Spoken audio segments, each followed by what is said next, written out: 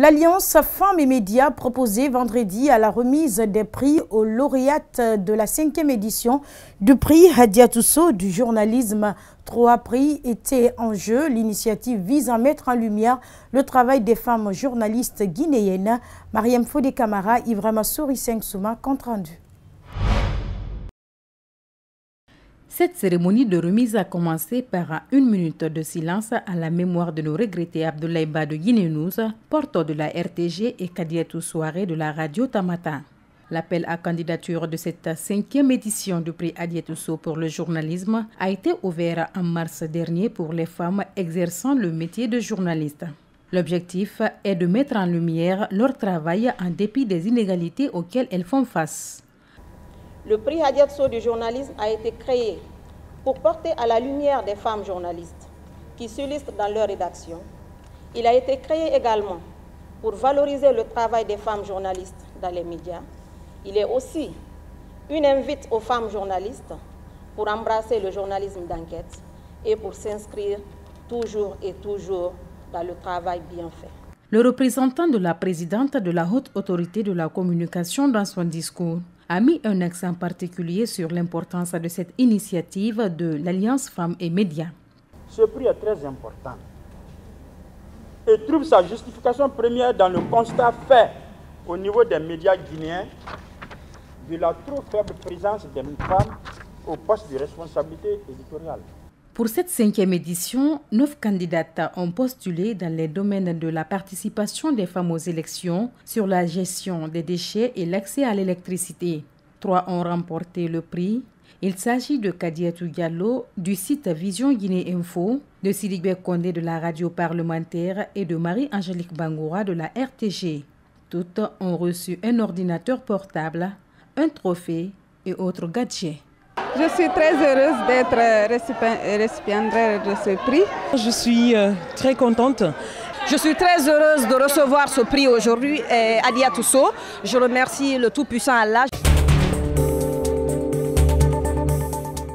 À présent, l'actualité sur le continent, les fondations d'une maison sur le lit d'une rivière, une route inondée, la nature n'hésite pas à reprendre ses droits à Libreville où l'urbanisation anarchique menace les lieux naturels fragiles qui entourent la capitale gabonaise. Suivez.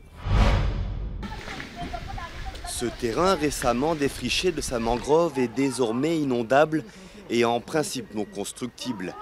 Mais dans cette banlieue au nord de Libreville, c'est l'occasion de lancer de nouveaux chantiers, des chantiers dangereux qui ne respectent pas toujours les réglementations des zones naturelles semi-protégées. C'est révoltant parce que logiquement on ne devrait pas être dans une situation où des personnes construisent dans des endroits qui logiquement sont appelés à être inconstructibles.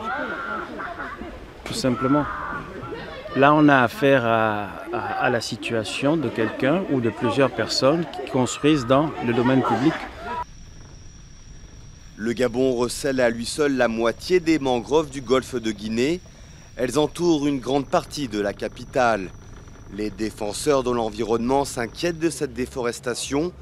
La mangrove constitue un écosystème essentiel contre la montée des eaux et pour la préservation de la faune marine.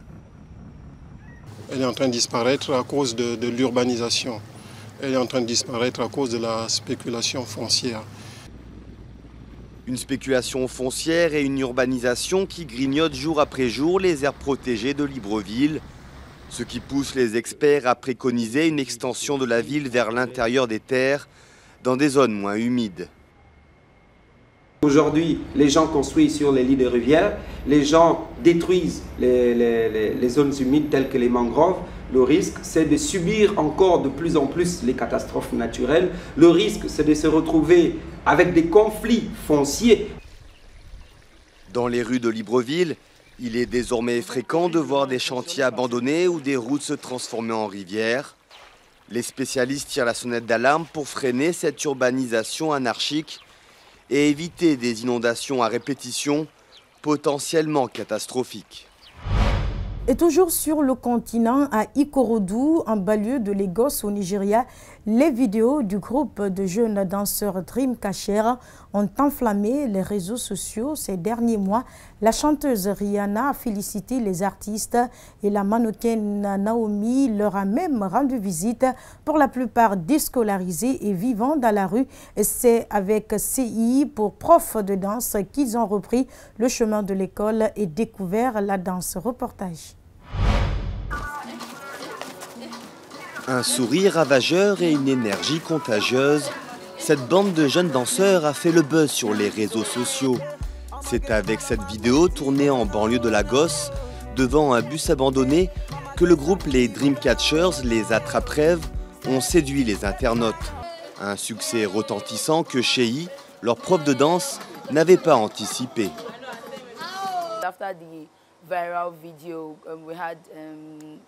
Après cette vidéo qui est devenue virale, nous avons eu la visite du mannequin Naomi Campbell et Rihanna nous a envoyé des dons. Ce que l'on a fait par rapport à l'année dernière est juste énorme. On est allé très très loin. Pour la plupart déscolarisés et livrés à eux-mêmes, les artistes en herbe ont retrouvé le chemin de l'école grâce à Shei. C'est dans cette maison qu'ils vivent désormais ensemble comme une compagnie. Mais pour Shei, les règles sont strictes. Pas de danse si les devoirs ne sont pas faits. J'ai vécu dans la rue pendant quelques années, j'ai déménagé à côté d'un bidonville. Je suis devenue sensible à ce que les enfants traversaient parce que moi aussi j'y suis passée. Puis j'ai commencé à leur enseigner la danse et j'ai réalisé à quel point ils aimaient ça. Je m'en suis servie pour les faire entrer à l'école. La danse a redonné confiance à ces jeunes défavorisés qui veulent maintenant faire passer le message aux autres. Ça donne des idées aux autres enfants des rues.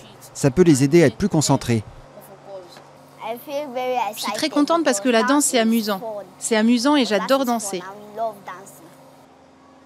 Aujourd'hui, les Dreamcatchers sont très sollicités pour diverses collaborations. Mais la jeune troupe rêve secrètement de voyager aux États-Unis pour partager la scène avec Beyoncé ou Janet Jackson. À l'international, ces dernières semaines, Paris a vu s'ouvrir plusieurs enseignes se présentant comme des coffee shops agissant en toute légalité. Ces boutiques proposent des produits à base de cannabidiol ou CBD, composant du cannabis qui procure de relaxation dont la molécule n'est pas interdite en France. Les clients affluent, mais le gouvernement entend mettre fin à cette zone grise du droit. Suivez. Lait, cookies, macchiato, beurre, smoothie, café, ces 6 produits ont un point commun, le CBD ou cannabidiol, une molécule extraite du cannabis. Cette molécule, aux propriétés supposées relaxantes, est l'ingrédient vedette de ce café parisien. Là, on a les fleurs de chambre. Sa variété, c'est la Blue Dream, à 8% de CBD. On part de ça pour faire toutes les infusions qu'on utilise et qu'on met dans le lait. Et on l'utilise pour faire la pâtisserie, comme par exemple les cookies, les brownies et aussi les boissons chaudes et les boissons froides. En plus du CBD, ces aliments contiennent du THC, le célèbre composé psychoactif du cannabis. Mais les fondateurs de Canna Coffee insistent, tous leurs produits contiennent moins de 0,2% de THC et n'ont donc aucun effet psychotrope. On ne cherche pas à se défoncer ici, on cherche plutôt à se détendre. Et puis on est clair avec les clients, si vous cherchez à se défoncer, ce n'est pas ici que vous allez le faire. En France, certaines variétés de cannabis peuvent être utilisées à des fins commerciales dans l'alimentation ou le bâtiment, si elles contiennent moins de 0,2% de THC. C'est a priori le cas de ces produits ultralight. Pour lever toute ambiguïté, la mission interministérielle de lutte contre les drogues a rappelé que la présence de THC dans les produits finis était interdite, quel que soit son taux. Tandis que le ministère de la Santé veut renforcer la loi pour mettre fin à ce marché, des spécialistes attirent l'attention sur un autre problème. Mais on n'a pas encore assez de données, de recul pour vraiment savoir qu'est-ce que ça fait, quels sont les risques. Et puis surtout, il y a tellement de styles, non seulement de styles, mais de variétés et de dosages de CBD qui sont vendus et de e-liquide à base de CBD différents que là, on ne sait plus tout à fait ni les effets, ni la concentration, ni les risques potentiels que ça peut avoir. La France compte parmi les plus grands consommateurs de cannabis en Europe. et 51% des Français seraient pour une légalisation limitée. La commercialisation légale de CBD pourrait être une voie vers la dépénalisation du cannabis. Et voilà, c'est pratiquement la fin de cette édition d'information. À tous, merci de l'avoir suivi. Merci à toute l'équipe de la rédaction politique et celle technique. Bon suite de programme en compagnie des programmes d'Espace TV.